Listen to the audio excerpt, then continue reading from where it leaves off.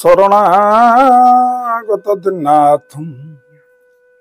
परित्राणं परायणे सर्वसाते हरे देवी माँ शारदे देवी नमस्तुति।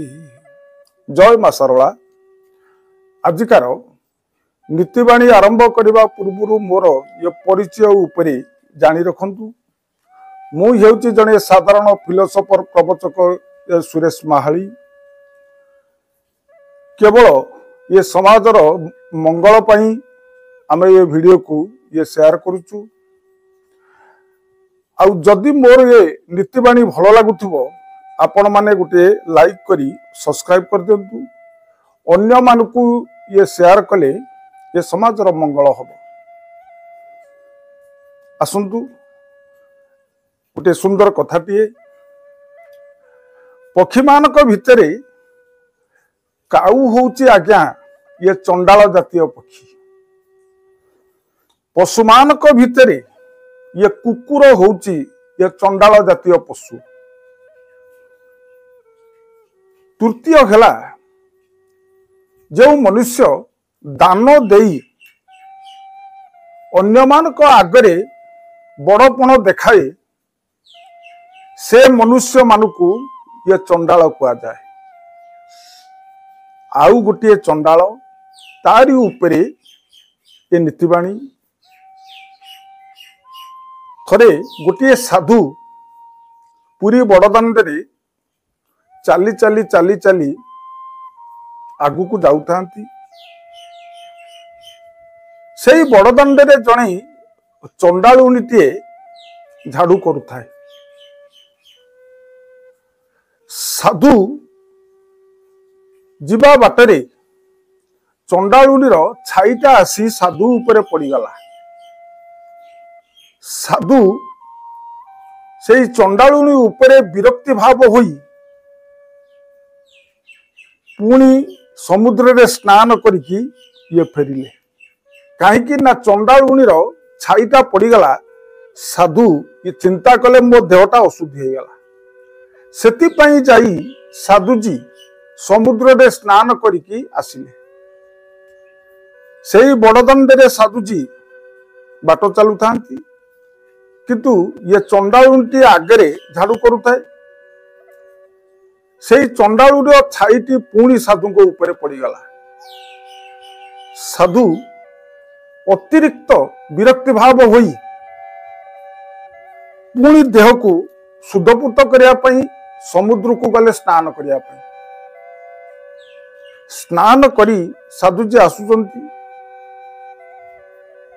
किछि बाटरे सेई ये चंडालुणी ये झाड़ू करुची। साधुजी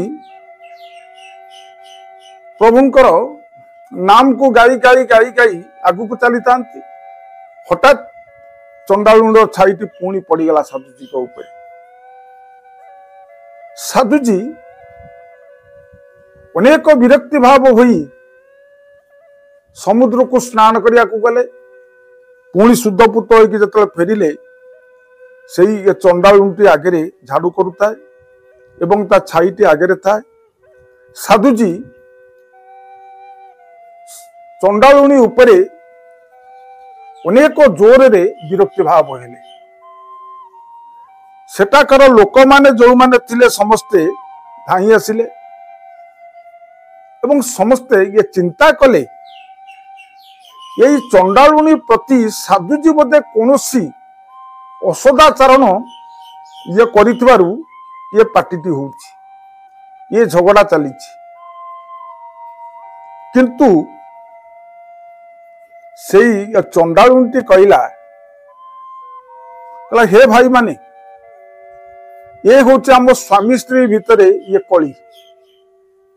एथिरे तमर मुंड पुरेबा कोनसी आवश्यकता नहीं। साधुजी कहले कहले भाई ये मिछ कथा कहूची। मु जने साधु ये जने ये चंडालुणी मु किभली भाबरे तार ये स्वामी हेई परिबी। सेठी चंडालुणी जनक हसीदेला। कहला भाई ये होचंदे मो स्वामी किभली ना आपण मानक आगे ये परिप्रकाश करुच्ची शुणु कौन साधु जदि ये क्रोध भाव करे से साधु को ये चंडाल कहा जाए।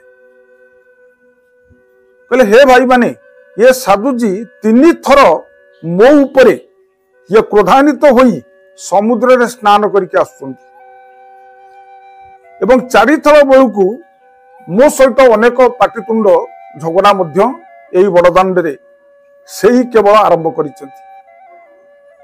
तेणु आपण माने कहतु ये चंडाल ये साधु जनक ये चंडाल ना नहीं समस्ते हसिले एवं साधुजी निजर भूल को बुझी पारी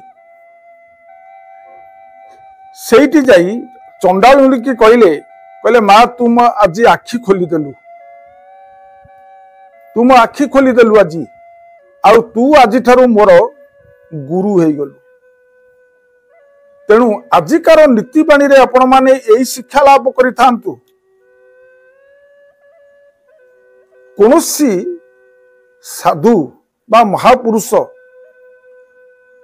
से माने जदि ये क्रोधान्वित हुअंती सेमानक साधुता आचरण रुहेनी एवं तांकु साधु बोली कही ये कहिबेनी। कहले साधु जे दयालु अटंती काहारी द्रोह न करंती साधु जे मौलय पवन काष्ट को करंती चंदन। साधुंकर दया भाव थाए एवं जो साधु 32 प्रकार गुण तांका पाखरे थाए से मानकु ये साधु कहती किंतु ये क्रोधान्वित जो साधु मान हो जाती से मानकु चंडाल जातीय साधु कहती। यही थिला मोर नीतिबाणी ये निर्जास कथा। आजिकार अनुचिंता घर आगरे जदि गाईटीए आपण घर को चाहिए ठिया जानवे आपणकर शुभदायक। घर आगे जदि गाईटीए मुह करके ठिया जानवे ये शुभदायक। यही थिला मोर नीतिबाणी अनुचिंतार ये निर्जासकता। यही मोर नीतिबाणी अनुचिंता को परिसमाप्त करुच्ची। ये प्रणाम। जय जगन्नाथ।